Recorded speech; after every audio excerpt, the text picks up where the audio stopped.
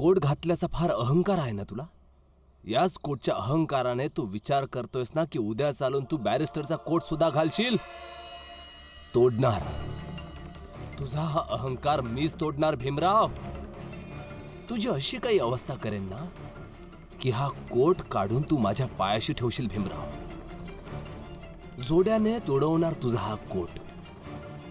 आणि तू बॅरिस्टर बनण्याचा जो विचार करतोयस ना तू तुझ्या मनामध्ये, तेव्हा कुठे तुझी ही आकांक्षा मातीत मिसळून जाईल.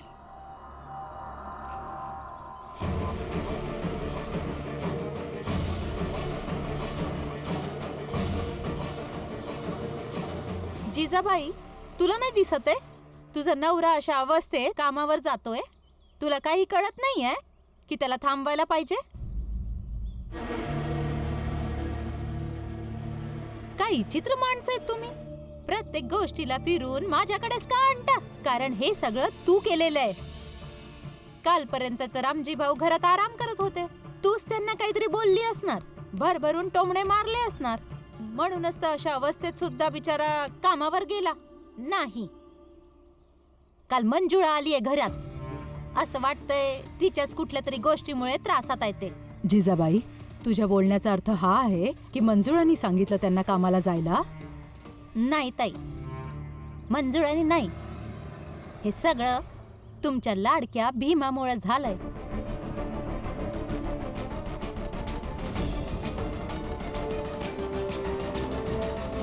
आई, आज चला तुम्ही. का का जाऊ मी? आज सगळ्यांना खरं काय ते कळूच दे. मी नेहमी एकटी का दोषी बनू? भीमच्या अभ्यासाकरता मंजुळेची सोन्याची चेन गहाण ठेवलीये.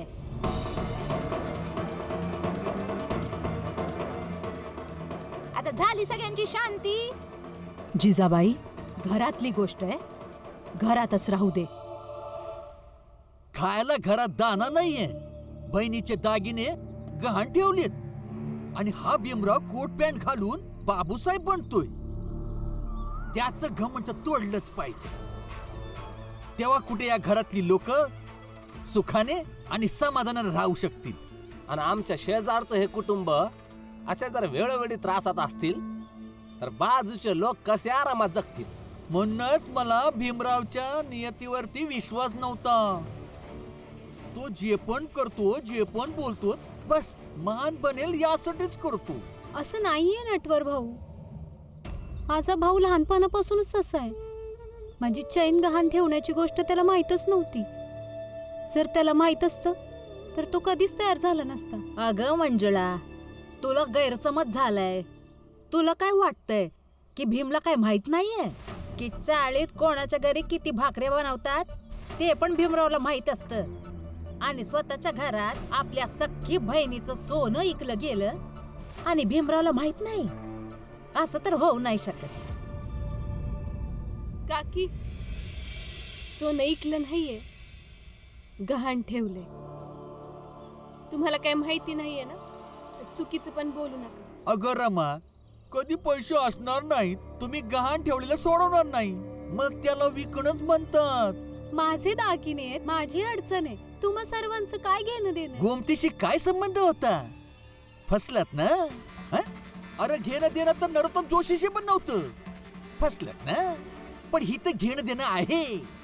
जो भीमराव मानलेल्या बहिणीसाठी इतकं नाटक करतो, जेव्हा त्याची सख्खी बहीण अडचणीमध्ये आहे, बघूया तो आता काय करतो. करणार काय?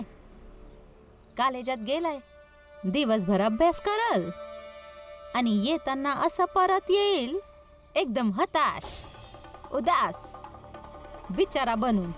जसं खूप त्रासात आहे, लाचार झालाय.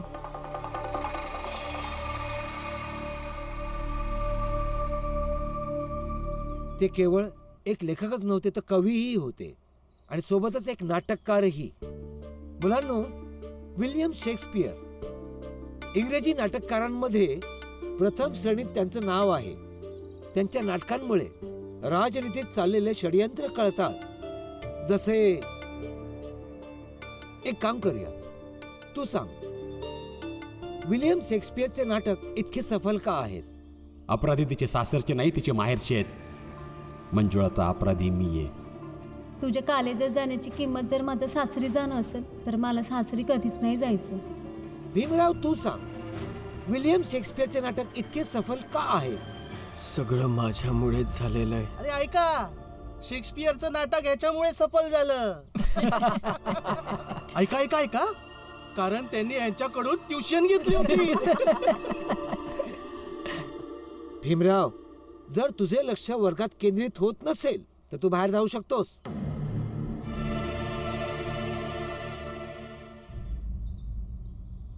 माफ करा गुरुजी, मी जातो बाहेर. माझी मनस्थिती ठीक नाहीये. अरे भीमराव, असा बॅरिस्टर बनशील तू? कोर्टातून मधूनच पळून जाशील तू? अरे हा कधी होणारच नाही. गुरुजी, मी तुम्हाला आत्ता सांगतो, त्याला जे बोलायचं ते इथेच बोलून घ्या. शांत व्हा, अभ्यासात लक्ष ठेवा आपलं. गुरुजी, मी माझं लक्ष केंद्रित नाही करू शकत आहे. खूप त्रासलेलो आहे गुरुजी मी, आणि स्वतःच्या नजरेत दोषी बनत चाललोय. असं वाटतंय गुरुजी की खरंच माझं शिक्षण खूप लोकांच्या आयुष्यावर ओझं झालंय. भीम, शिक्षण तर दुसऱ्यांची अडचण दूर करते. शिक्षण कोणावर ओझं नाही होऊ शकत.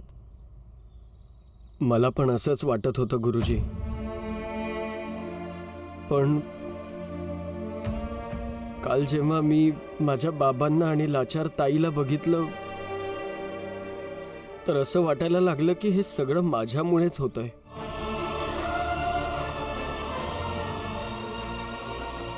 हे काय झालंय तुला? एवढं एवढं लागलं कसं आहे चेहऱ्याला? तुम्ही सगळे बाहेर जा. मला मंजुळा बरोबर एकट्यात काही बोलायचंय.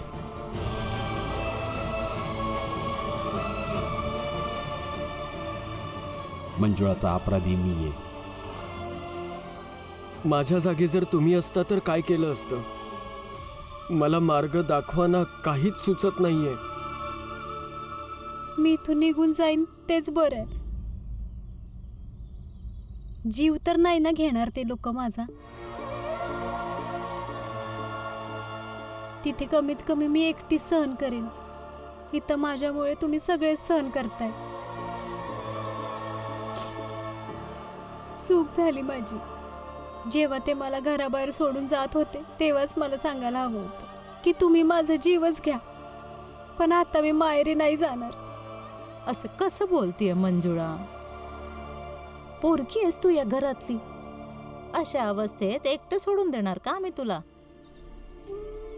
रडू नको मंजुळा. चिंता नको करू पोरी. भीम काही ना काही मार्ग नक्कीच काढेल. हो मंजुला, भीमवरती सगळ्यांचा विश्वास आहे इथं. समद्यांना वाटतं की सगळ्या अडचणींचा उपाय आहे त्याच्याकडं. बघूया, या अडचणीचा काही ना काही मार्ग काढेलच तो. अरे ऐका, हा हा हा सर. बोला गुरुजी. तुम्ही क्रिकेट खेळून येताय ना? हो गुरुजी. क्रिकेटशी संबंधित प्रश्न विचारू? अवश्य गुरुजी. रन बनवायचा सिद्धांत काय आहे? एकच सिद्धांत आहे, आपली विकेट वाचवणं आणि खराब चेंडूची वाट पाहणं, आणि असा चेंडू जेव्हा येतो तेव्हा तो टोलवणं. आणि विकेट घ्यायचा काय सिद्धांत आहे? एकच आहे गुरुजी, आत्मविश्वास आणि धैर्य बनवून ठेवायचं. फलंदाज कितीही चांगला असेल पण तो एक चूक करेलच. गुड, ठीक आहे, तुम्ही जा. काही समजलं भीम? भीम, आपण आपल्या जीवनात बॅट्समन पण असतो आणि बॉलर सुद्धा. बॅट्समन प्रमाणे आपल्याला आपले विकेट वाचवावी लागेल, म्हणजेच ध्येयापासून भटकणे, म्हणजेच आपली विकेट गमावणं. आणि अशाच प्रकारे आपल्याला आपल्या जीवनामध्ये बॉलर प्रमाणे धैर्य आणि आत्मविश्वास निर्माण करावा लागेल. परिस्थिती किती कठीण का असेना, मी त्याचे विकेट घेऊन दाखवेन हा आत्मविश्वास हवा. आणि भीम, मी हे तर नाही सांगू शकत की तू आपल्या जीवनात कसा बॅट्समन बनणार आहेस आणि कसा बॉलर, कारण प्रत्येक व्यक्ती स्वतःसारखाच असतो. त्याची आपली एक परिस्थिती असते आणि त्याला त्याच्या परिस्थितीप्रमाणे संतुलन ठेवावं लागतं.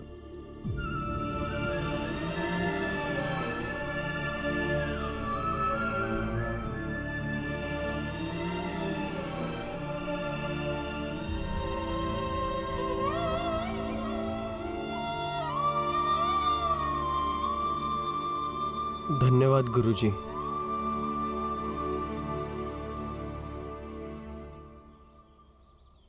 पुरंजन,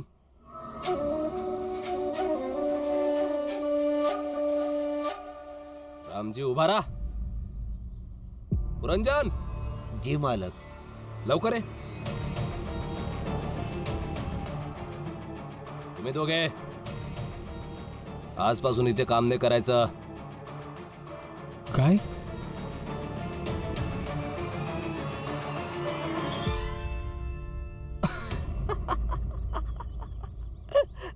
घाबरलात ना? घाबरलात म्हणजे दुसरीकडे काम करायचं. अरे असे काय बघताय? एवढं काय भयंकर बोललोय असं मी रामजी? नव्हे तर यापेक्षाही भयंकर गोष्ट ही आहे की तुझा तो शिकाऊ मुलगा भीमराव कॉलेजमधून वर्ग चालू असतानाच वर्ग सोडून पळून गेला.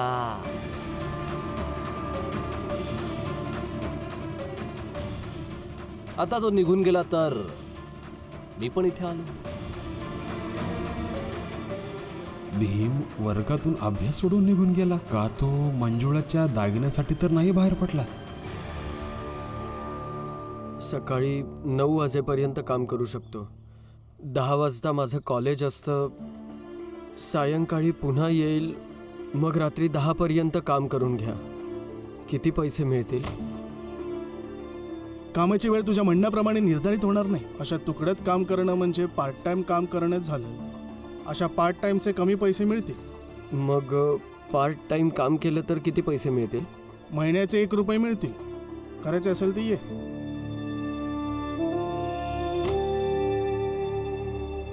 असं तर 1 वर्ष जरी काम केलं तरी ताईच्या चैनचे पैसे नाही जुळणार.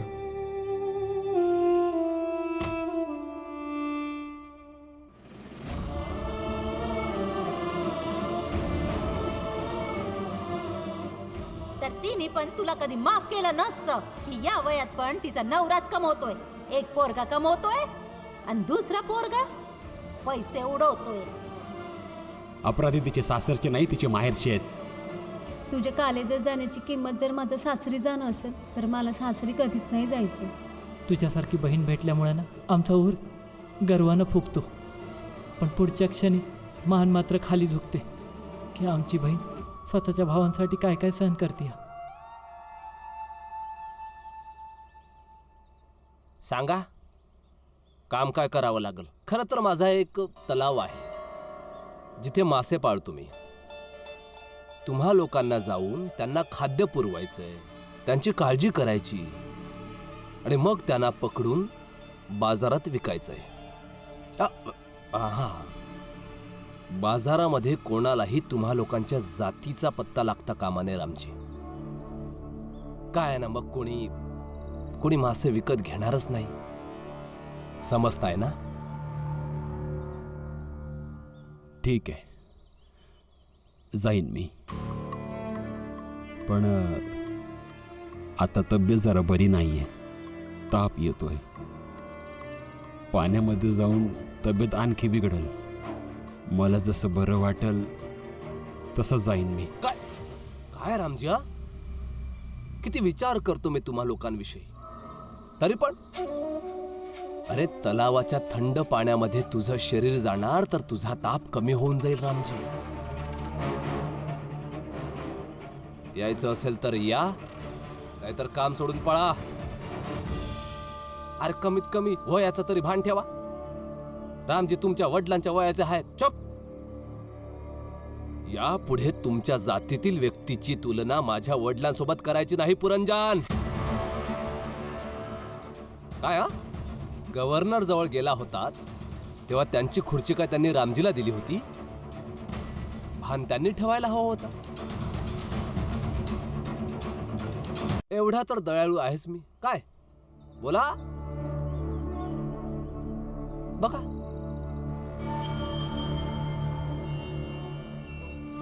एवढा दयाळू आहे म्हणूनच तर मी असं ठरवलंय ना की तलावामध्ये काम करण्यासाठी तुम्हा लोकांना जास्त पैसे मिळतील.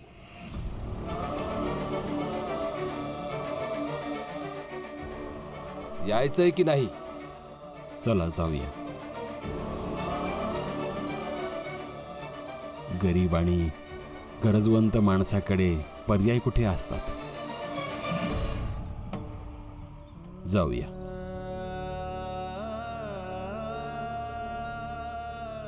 भीम, खरी गोष्ट तर ही आहे की माझे पुस्तक विकून तू मंजुळाची चैन नाही सोडवू शकणार. आणि आता माझ्याकडे एवढे पैसे नाही आहेत की मी तुझी काही मदत करू शकेन. काही हरकत नाही गुरुजी. तुम्ही जेवढी माझी मदत केली आहे तीच खूप आहे माझ्यासाठी. मी काहीतरी अजून विचार करेन.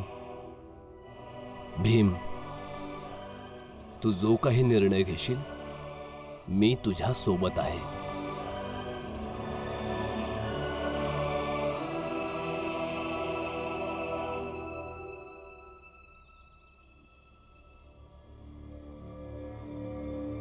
ताई, मी त्यांना म्हटलं का माझे दागिने गहाण ठेवून तुमचे दागिने सोडून आणा, पण त्यांनी नाही घेतले. तुम्हीच घ्या ना, मी त्यांच्यासोबत बोलीन नंतर. नाही रमा, भीम माझा सर्वात छोटा भाऊ आहे. तो माझ्या समोर जन्माला आलाय. भाकरीच्या तुकड्यापासनं कैरीच्या फोडीपर्यंत मी सगळं त्याला आणून दिलंय. आणि आज मी त्याच्या बायकोकडनं दागिने घेऊ असं नाही वाटणार की की आतापर्यंत मी जेवढं त्याला प्रेम केलं त्याचा सगळा मोबदला घेते म्हणून? नाही ताई, असं काही नाहीये. मी तुझ्या भावना समजू शकते, पण हे दागिने तर तुझ्याकडेच ठेव आणि विश्वास ठेव, सगळं चांगलं होईल. भीम सारखं मी जग बदलायचा विचार तर नाही करू शकत, पण मी हाय तर त्याचीच बहीण. स्वतःचं मन इतकं घट्ट केलंय की कोणत्याही परिस्थितीत निराशावादी नाही बनायचे.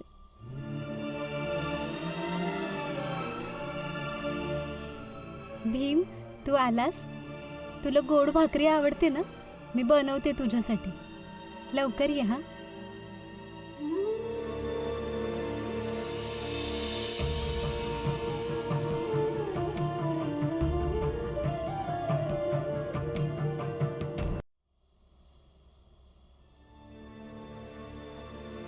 बस प्रयत्न करत होते, काहीतरी उपाय काढता येईल.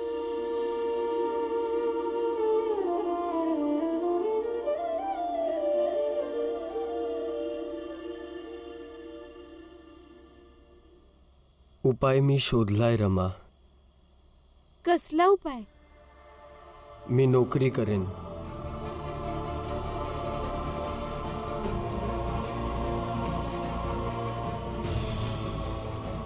आणि तोपर्यंत अभ्यास करणार नाही जोपर्यंत मंजुळाताईची चैन सोडवत नाही. काय? हे काय बोलताय तुम्ही?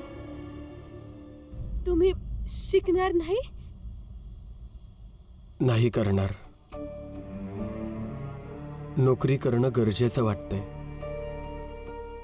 आज गुरुजी कॉलेजमध्ये सुद्धा हेच सांगत होते. क्रिकेट सारखंच जो एक खेळ असतो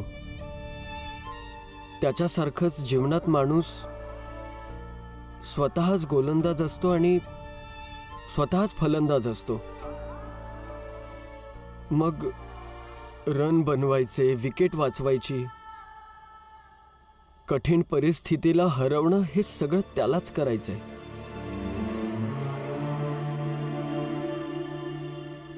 मी पण बस माझी जबाबदारी घेतोय रमा. मी काही दिवसासाठी अभ्यास सोडून नोकरी करण्याचा निर्णय घेतलाय.